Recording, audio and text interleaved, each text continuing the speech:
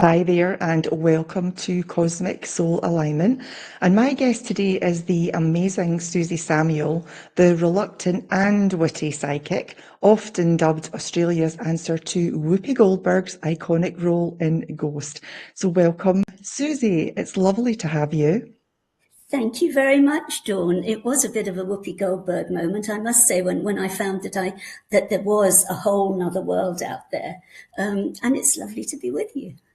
Yeah, and I know we're going to be hearing a lot of amazing stories from you, but firstly, can you start off by telling us when you first discovered your gifts and how it happened? Well, we've talked about Whoopi Goldberg, and it really was. You remember that lovely moment in Ghost where she's got the room full of clients, idiots that are Yeah. believing in her, and she's telling them a load of rubbish, and suddenly she's like, oh my God, what was that? Who's that? There's somebody here, right? Well, was, I was as psychic as a rice pudding back in the day. And it was only after my grandmother and my first husband, and then this old lady I knew, Mrs. Butterfield, died. And Mrs. Butterfield wanted me to carry on her role. And I just thought, no way, I'm not psychic. I never have been. And so she then died, and she didn't actually let a little thing like death stop her, right? She was still determined. So I was in a car with a friend of mine, Mike, and we were going to a tennis tournament. This was around Christmas time. And we were going to a tennis tournament, and he said, oh, I'm so fed up with my job. And I said, in a voice like Moses on the Mount, you will be offered a job in a tent or a box at a sporting occasion when the roses are blooming. And you know how when puppies learn to bark at first, and they give that big woof, not a little puppy yap, but a big woof, and then they sort of go, oh, what was that? Where was What that was coming that? from? And honestly, I was like that in the car. And Mike said to me, good God, what's wrong with you? You haven't even had a drink. And I said, well, God knows, I don't know where that came from. So fast forward 6 months, and we were at the Queen's tournament. And Queen's is a beautiful tennis club, and it's full of roses, absolutely full. And June, perfect in England. So we're talking away, and he said, I'm being headhunted. And I said, really? And he said, yes, I'm having lunch with the CEO of this company in the tent on finals day. And I looked around, and we looked at each other, and well, honestly, they had to pull me out of the roses, because I nearly passed out with shock. And once they pulled me out and dusted me off and filled my champagne up again, his girlfriend said to me, well, I wonder if what you told me will happen. And I said, what the heck have I told you? And I told her that she would start a new job on my birthday, which is the 24th of October, and which was a Tuesday that year. And she would get, which is a very odd day to start a new job, and she would get 2/3 the salary, more salary than she was getting now. And it happened. Oh, wow.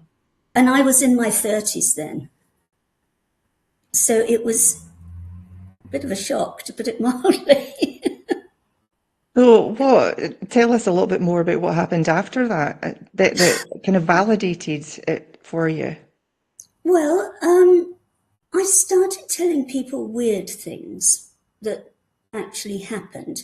Not just, oh, you're going to meet a tall, dark, handsome stranger and things like that, but quite specific things. And so Mike's girlfriend actually booked me my first reading. And that was fine. Forget exams, forget university degrees, forget driving tests. That was the scariest thing I've ever done, because I didn't know quite what was going on with me and where these voices were coming from. And at first, I'm a very logical person by nature. I started off as a mathematician and a linguist. And so I wasn't given to flights of fantasy or anything like this. So all the time I thought, am I imagining this? Is it actually coming through? Is this really happening? And very sadly, the second client I got thought he was getting a hooker. And so, he rang the doorbell. He was a tiny. Luckily, he was very small, smaller than me. And I said, "Oh, come in. Would you like a cup of tea?" And he looked a bit startled.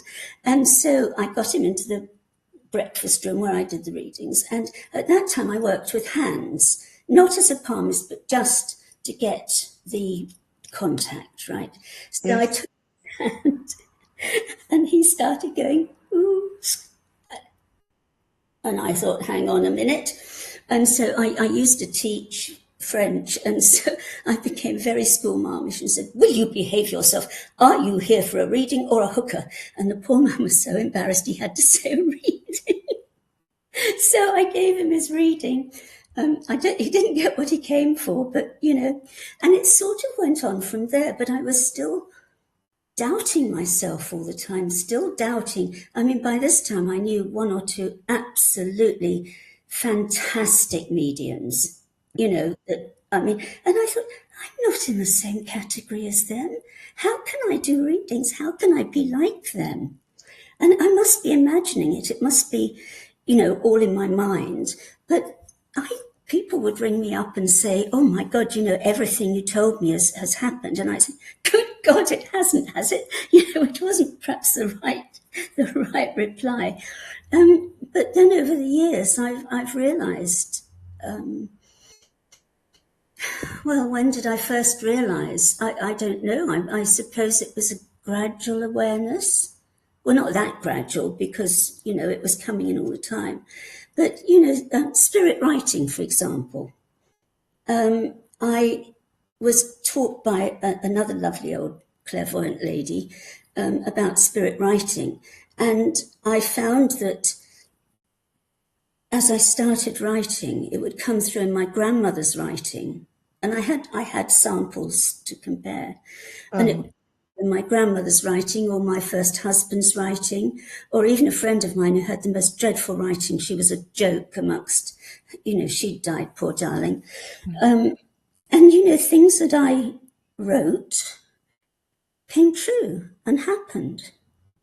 So I suppose then, but, even today, how sometimes you get a difficult reading. And I don't mean that's because they don't tell you stuff, because I don't want any information at all about the person before I start.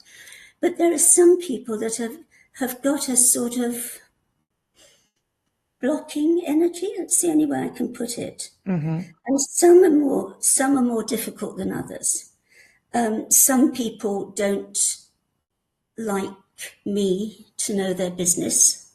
Mm-hmm. So that makes for a very difficult reading, because when I had one lady, she was the mother of a client of mine, and she came along, and I said to her, "I don't like any information." Well, she took that to heart. We did an hour without even a blink.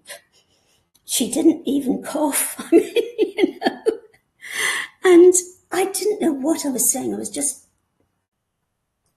trusting. Just coming, yeah. Just coming.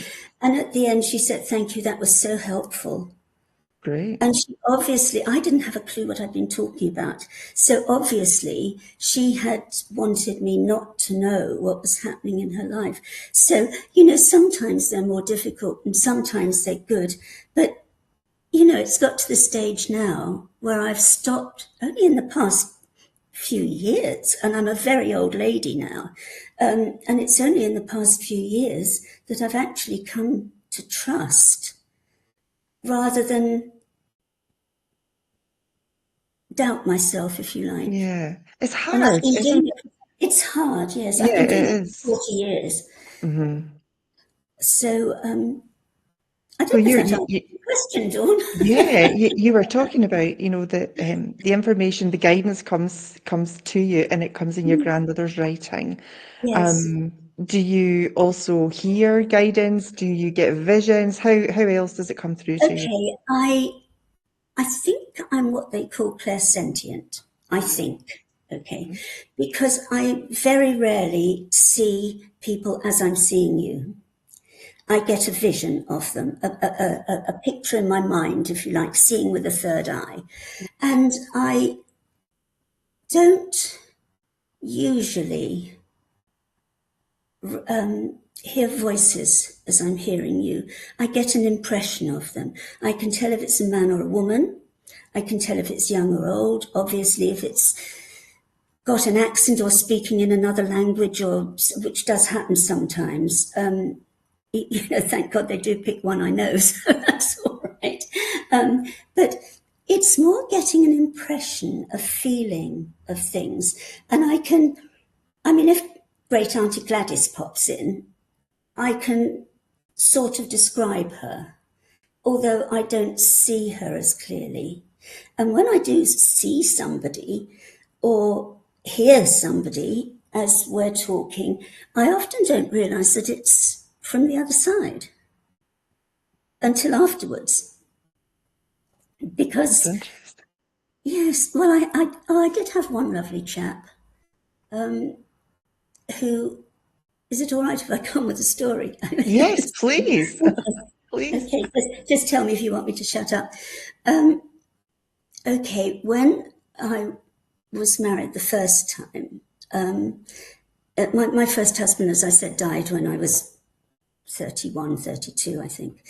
But before that, my daughter, who was about 5 at this time, wanted to play the piano. So we were on the lookout for a piano, and my husband's uncle said, "Oh, I've heard of this old couple that want to sell their piano." So we grabbed my father, who was the musical one in the family, and carted off. And it was a beautiful piano. So we bought it, a baby grand. And we got it home. The bloody thing took up nearly all my dining room, honestly. It was, and I, oh no. Anyway, that was fine. Louisa, my daughter, played the piano for 3 weeks and then gave up. So the piano was only really there for photographs and vases of flowers and what have you. So one day I go into the dining room with a vase of daffodils, and there's this young man sitting on the piano stool. And I said, oh my God, because we were only round the corner from a psychiatric hospital called Atkinson Morley. And my friend had found a man on the street corner in his pajamas carrying a standard lamp and had to take him back to Atkinson Morley. So I thought, my God, has this one escaped as well, So I said, hello, can I help you? And he stood up behind the piano. He was a bit old-fashioned looking, the parted hair and brushed to one side. And he had like what I call a Noel Coward smoking jacket on with the satin lapels. And he stood up and he sort of bowed slightly and he said, hello, my name's Christopher.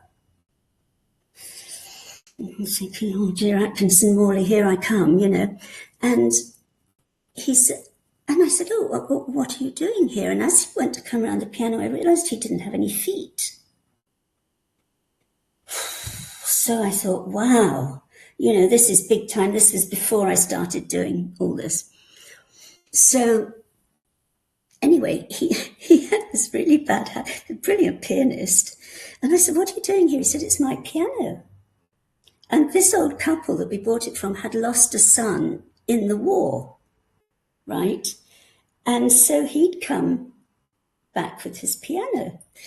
And that was fine, but he had this really wonderful habit of playing a bit of Grieg in the middle of a dinner party. So you can imagine the guests are sitting there and the keys are going up and down and this beautiful music and nobody's there. And they, oh my God, what's happening? Oh, don't worry, it's only the ghost. And then they'd hit the liqueurs or more wine or something. But he was great. He was really fantastic. And then eventually, after my husband died, I decided I'd lived in that house quite a long time on my own, and I wanted to move. It was a big house, and it was just me and Lulu and the odd lodger from time to time rustling around. And so I thought, that piano is going. I'm not taking it with me. So I put an advert in, wherever you put adverts for pianos, and people would come round and they'd look at it and say, oh, wow, that's a fabulous piano, and it was a brilliant make. And then they'd sit down to play it, and it would be like a joke. I don't know if you ever saw a comedian called Les Dawson, but one of his party pieces was to start playing beautifully and then go totally off key and hit all, well, this is what this damn piano did. And so anyway, people would go away and say, oh, rubbish, why are you trying to sell this rubbish piano? And I'd say to Christopher, for God's sake, will you stop it? You know, and I'm selling it. I don't care. And so in the end, we were getting near to moving. And I said, right, selling it to a dealer. Well, do you know, the next day in my dining room, this mold grew on the walls. And not just a tiny bit, but a big band all around the room, right? And so I got the bleach out and I washed it off and then it came back. And I said to Christopher, what are you doing? And he said, I'm not leaving my piano. I said, well, you can stay, you know, you can go with it. No, I'm happy here. I like it here. Anyway, it got near time to move, and I gave a drinks party for the people who were coming in to meet the neighbours. And it was a lovely sunny day. And I got this peach fizz stuff, which was obviously very alcoholic. And I had a lovely Irish neighbour who was a barrister, and he came up and he said, hello, Suzi, you know, have you sold that piano of yours yet? And I said, no, not yet. And he said to Nigel, the man buying the house, he said, Nigel said, well, actually, I play. So Dermot said, come along with me. And he took him in and he came back and he gave me a cheque for double what the piano was worth. And he said, get to the bank quickly first thing tomorrow and put this in before he sobers up. And you know, from that minute, the mold never came back because Christopher was staying where he was happy. There you go. Isn't Wow. that, I mean, and it's such a silly story, really. Nobody believes me, but it's honestly true. And, you know, my guests will testify to the ghostly playing in the middle of dinner. Wonderful, really. Yeah, it's lovely. I was going to ask you what was the funniest, but what is the scariest reading that you've ever given?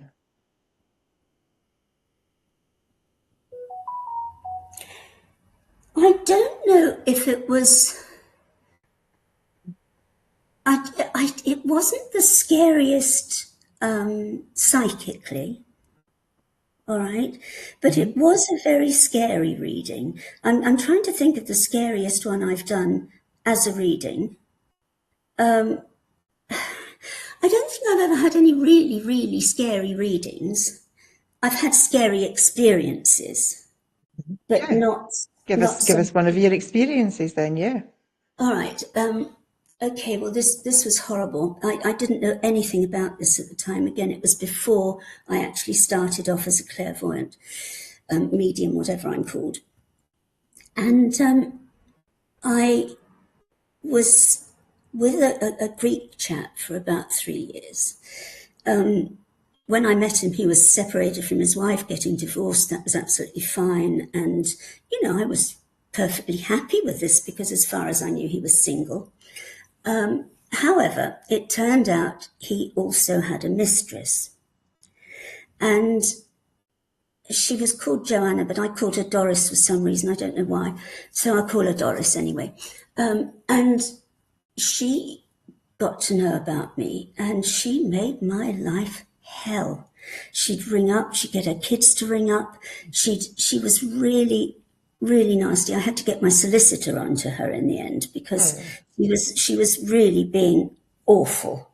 So in the middle of all this, I had to have a hysterectomy. And this was back in the 80s when it was a much bigger deal than it is today. So and also because I was on my own with my daughter, they kept me in for couple of weeks then, because, you know, they did back then. And once I was feeling better in the second week, it was rather nice, actually. I had a room full of flowers and lovely visitors, and, you know, I was looked after. I was really having quite a nice time in there. But she got hold of my phone number in the hospital, because then you had phones by your bed in private hospitals. And she rang me and started shouting abuse and all the rest of it. So I really got very fed up with this and got my solicitor to get, you know, to threaten all sorts of action. Well, I think, and I'm not 100% sure of this, but I think if somebody has a lot of hatred or ill feeling in them, that any passing bad spirit can latch onto that and magnify it. Well, obviously, old Doris hated me so much. And I was in bed one night. They'd just given me a cup of cocoa, which was jolly nice. I had not had sleeping pills. I was not asleep. I was sitting up in bed, and all of a sudden I was aware of this black mass in the corner. And it was a huge black mass, and it was crawling towards me. And I don't know what it was, but I have never been so frightened in all my life. And I tried to yell, and I couldn't yell. I tried to grab the buzzer for the nurse. I couldn't move. I couldn't do anything. And I couldn't even say the Lord's Prayer. And this thing was getting nearer and nearer and nearer. And all I could do was say, God help me, God help me, God help me, over and over again, until suddenly it started to go back. And then I could say the Lord's Prayer, and then I could move. Now, I don't know if this did actually have anything to do with Doris, or whether it was just something, but it was honestly the scariest experience I've ever had. Okay. Yeah, it does sound a little bit, knock It you was, off your tracks a little. It was, and I have heard of this since I started working in this realm, you know, in this business. I've heard a lot of that. I think they call it sleep paralysis or something, when there's something awful coming towards you and weighing you down and holding you down. But that was honestly one of the most scary experiences I had. And I also had a very, very bad experience with a Ouija board. Tell us about that one. Ouija board. I am so against people using these. I can't tell you. I am absolutely 100%. And what worries me a little bit at the moment is, and I'm not saying this about all the programs, because there are some brilliant, brilliant programs about, well, what do I call them? Ghost hunters, paranormal investigators. But I think the problem is, you watch a program like that, it's like a cookery program. You watch a program like that and you think, oh, that looks easy, I can do that. And so people go off and try and do this, and God knows what they stir up. And also I've noticed a few of these, because I do watch a lot of those programs. I love them, even if they're daft, you know, I love them. But some of the investigators do use a spirit board, they call it now. They do use a spirit board. And I think that is, suppose if you know what you're doing and if you can protect yourself, it's all right. But it does encourage people. Now, when I was, how old was I? Must have been about 18. And I was still just at school. And my parents went on holiday, and my friend Sandra came to stay with me. And we had a couple of friends who were boys. They weren't boyfriends, they were friends. And they were very handy to escort us to parties. And we had an agreement that if one of us met somebody, the other one would fade into the background, you know, and all the rest of it. So these two, Roddy and Dave, came over one evening to have dinner with us. And somebody said, probably me, oh, let's have a go with a Ouija board. Now, I didn't have a Ouija board, but I had that, I did the glass thing, you know, with the letters around. And never done it before, thought, because my mother was really into all this. She thought she was a witch. Seriously, she thought she was a witch, and tried to wiggle her nose like Samantha, all the time. But anyway, sorry, I do get sidetracked from time to time. So anyway, we set up with this class and the letters, and Sandra didn't want to be involved. She said she'd write down what it said, so that was fine. And the damn glass started moving. And I said, okay, who's pushing it? And they both took their fingers off and it was coming through me.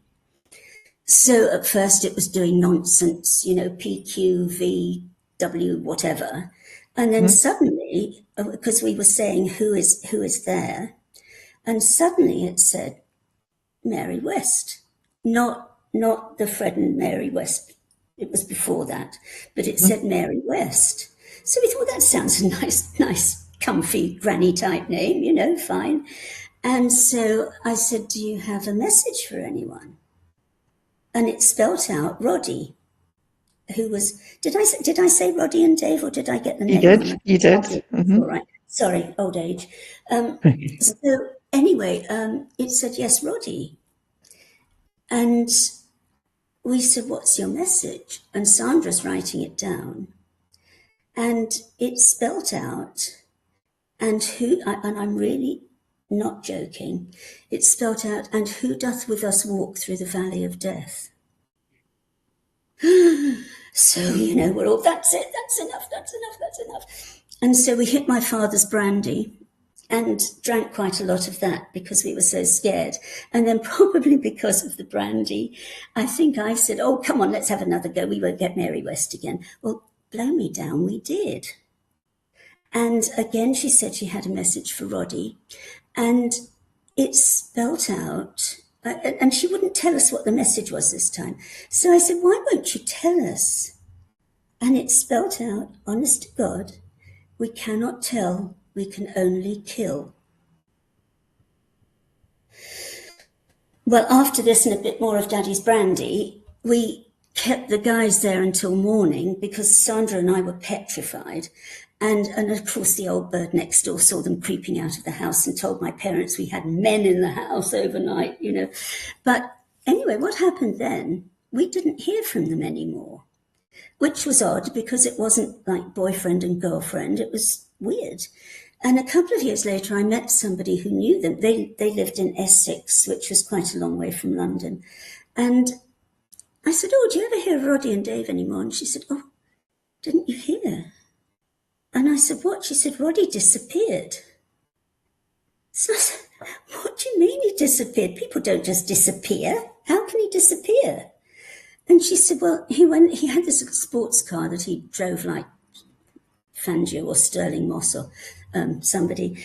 And he'd gone out in this little car and disappeared. Never came back. Never came back, and nobody ever heard of him again. Oh. Now, I don't know what happened to him. I don't know where he went. He's probably a grey-haired old gentleman in Argentina or something now. But it was weird. Honestly, it was really, really weird. Yeah, and that's so strange. Yeah, and so I thought, right, that's the end. That's the end of me and Ouija boards because it absolutely was scary.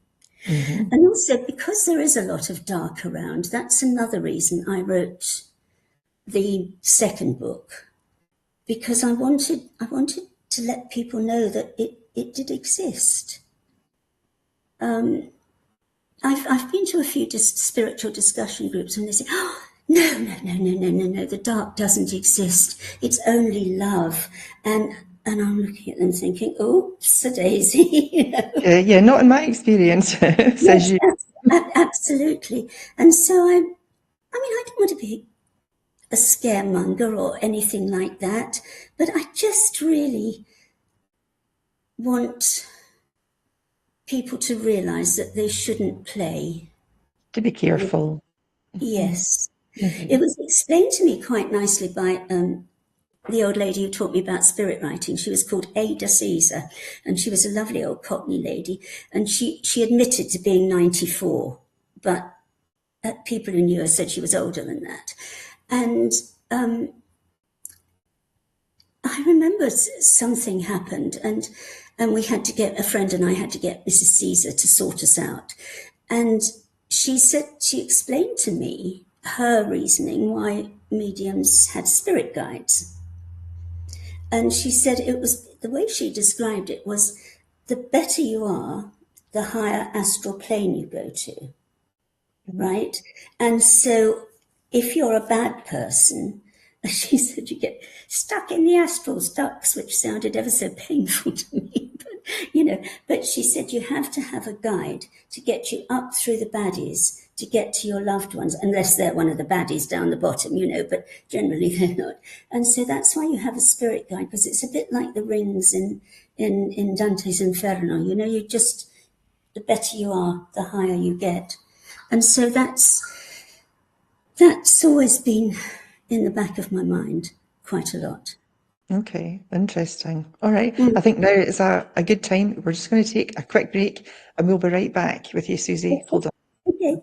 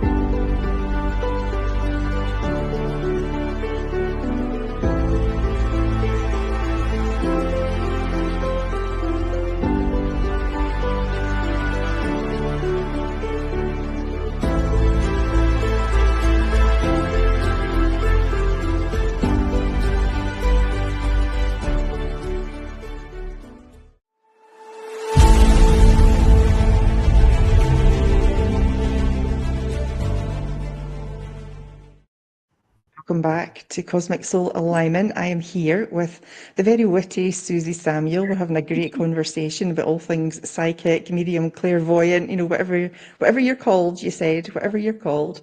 Absolutely.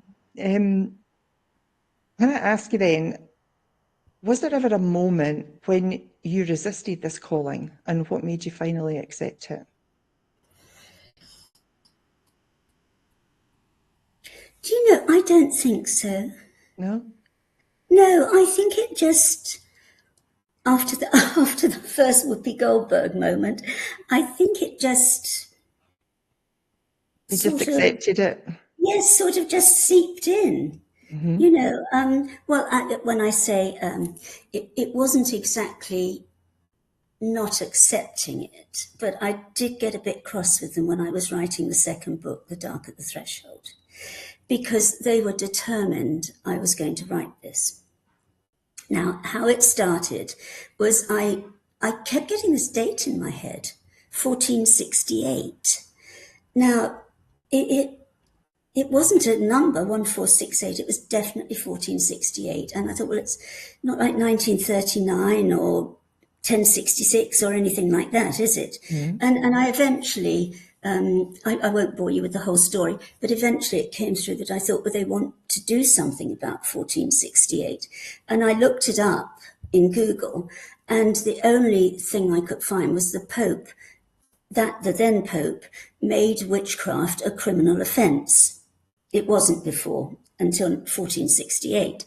So I thought, oh, well, that's quite interesting. And I'd never written fiction before, but I started thinking, and then I thought about France, and I thought about, And so the story gradually emerged in my head, and it's set between 1468 and the present day, right? So I kept thinking, okay, fine. So I started to write it, and it almost wrote itself. It was very peculiar. I like to think of myself as Truman Capote, who, when asked what would happen to his characters, he said, I don't know, they've got to sort themselves out. But I honestly don't think I'm in that league of writing. But anyway, I'd sit down at the computer and I'd roughly know what was going to happen, roughly. And then it sort of took on a life of its own. So that was great, that was fine. However, what wasn't fine was that they would wake me up in the middle of the night to go and write. And I'd be fast asleep and something would make me go, whoo, you know when you suddenly wake up with a, oh, God, what was that? And I'd say, what's going on? And they would say, I don't know who they are, but it was Spirit World, would say, go and write. No, I'm asleep, go away. No, get up. No, sheet over the head, poke, poke, poke, poke, poke, wake up, no, poke, poke, poke, poke, poke, get up and write. And you know, one night they kept us up for an hour because I was determined I wasn't going to get up and write. And what would happen, I would have to get up. In the end, I thought, well, as soon as I got the first wake up, I think, oh, okay, go and do it now, get it over with, then go back to sleep. And then I did think, oh, for God's sake, why won't you let me write tomorrow? You know? But they were very, very insistent. And that was the only time I did get a bit teed off with them, to be honest. But you just channeled what they were giving you into this book. I think so, yes. Mm-hmm. And a friend of mine who is a very talented, what do they call her? Medieval astrologer, that's right. Mm-hmm. Because old age again, because I got very intrigued by this. I thought it was going to be Dr. John Dee and you know, the Duke of whoever he was that was all into this and trying to turn metal into gold and things. Duke of Bedford, sorry. And I was quite disappointed when it was just that it's a much deeper form of astrology, but I hope she doesn't see this and know I was disappointed because she's a darling. I've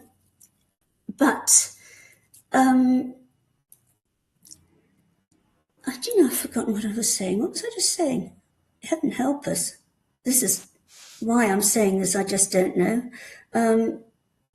Another question, please, Dawn. Sorry. Yeah, it's fine. I have moments like that as well. It's fine. I did want to ask you though, when all this started, you know, how did your family and your friends react to it? I mean, were they accepting or did they, you know, push you away a little? How did that happen? Most of them, I'll start with friends first. Most of them were accepting. Because this was back in the 80s, and then everybody went to clairvoyance, right? It was just the thing. You go to the hairdresser, you go to the nail salon, you go to your clairvoyant, and that was just the thing. So it wasn't that weird. I think a lot of them felt that I was almost pretending and not nearly as good as the clairvoyants they went to see. So I didn't do many readings for friends, which is good because that's much more difficult than doing readings for somebody you don't know anything about.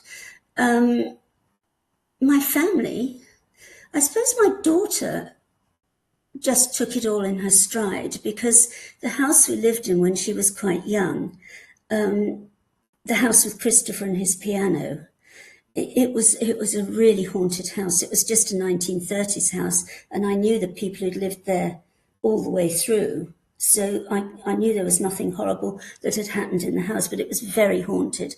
And she used to see things in the house. So she sort of took it in her stride. My father thought I was absolutely doolally. And you say, oh, stuff and nonsense, what rubbish. And I said, you wait till you're dead, and then you'll know it's not stuff and nonsense. Well, one day, David, my husband, and I were watching the cricket. We live in Australia, by the way, for your viewers. And we were watching the cricket. And I support England in everything except cricket, because I didn't watch it until I knew David. And that was the only thing David and my father fell out about, the cricket. So we're sitting there, and, it looked as if Australia were going to win hands down. And David said, they won't beat us now. And a voice, he heard it too. And this voice said, just wait and see. It was my father. And he was dead right, because England did win in the end. But I used to go in, and if he got a bit fed up, it's always when I'm having a dinner party, if he got a bit fed up, because he'd sit in the corner in a chair with a lamp next to him. And if he got a bit fed up, he'd click the lamp on and off. And so he had to eat his words there. So really, it didn't have, as I say, the people who really thought I was an idiot loved me anyway. And a friend of mine who was always very, very skeptical. I knew her in England, and now she lives in Australia, and she came to one of my author talks the other night. And I was watching her face, and she started off going sort of, yeah, okay, she's always been nutty, don't worry about her. And as the talk went on, she was going, oh.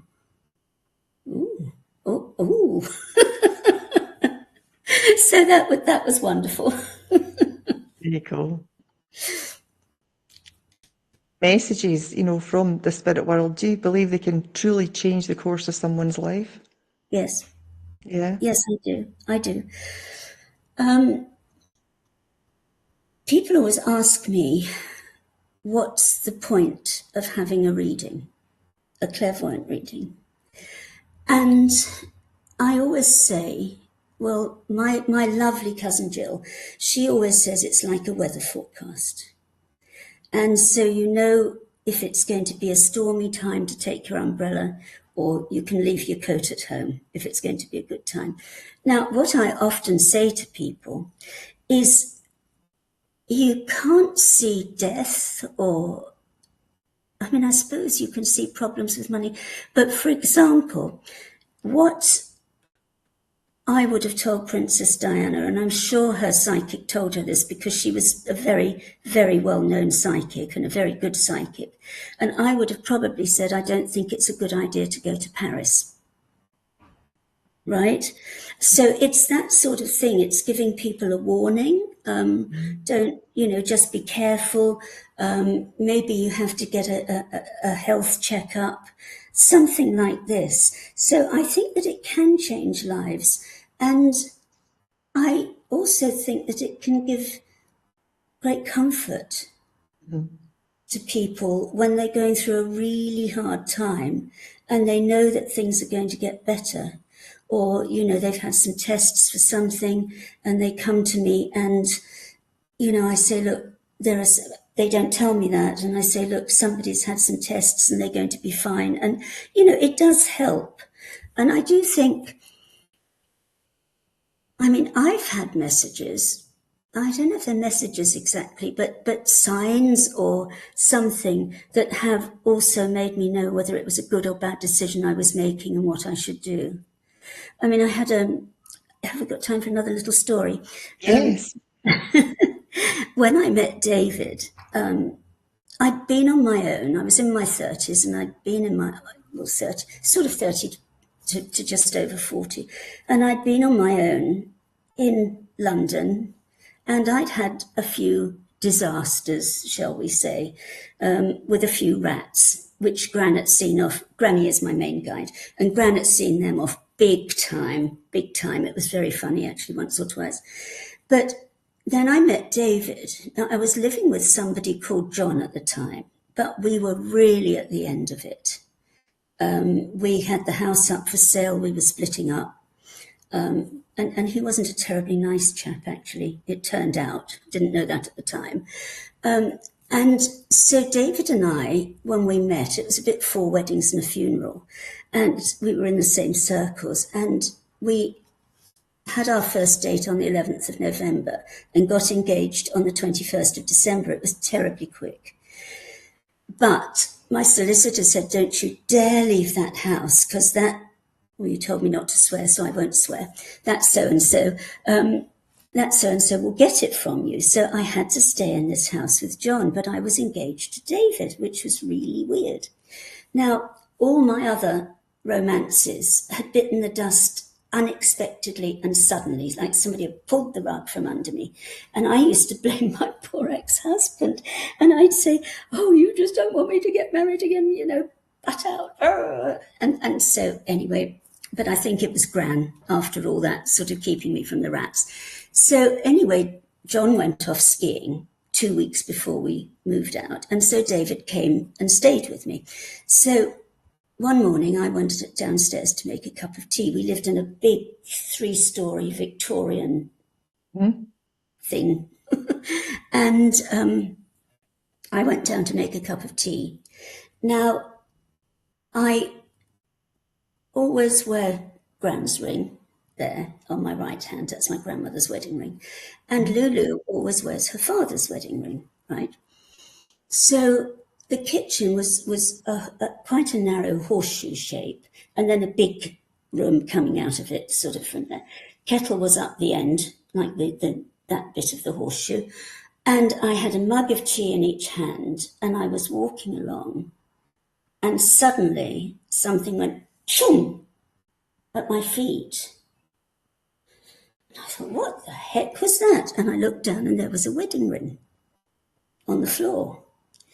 Now, there was no way that Gran's ring could have come off because, if you're holding a couple of mugs of tea, it doesn't slip off. Mm-hmm. And it was still there anyway. And I thought, well, so I picked it up and I looked at it and I thought, this ring looks familiar.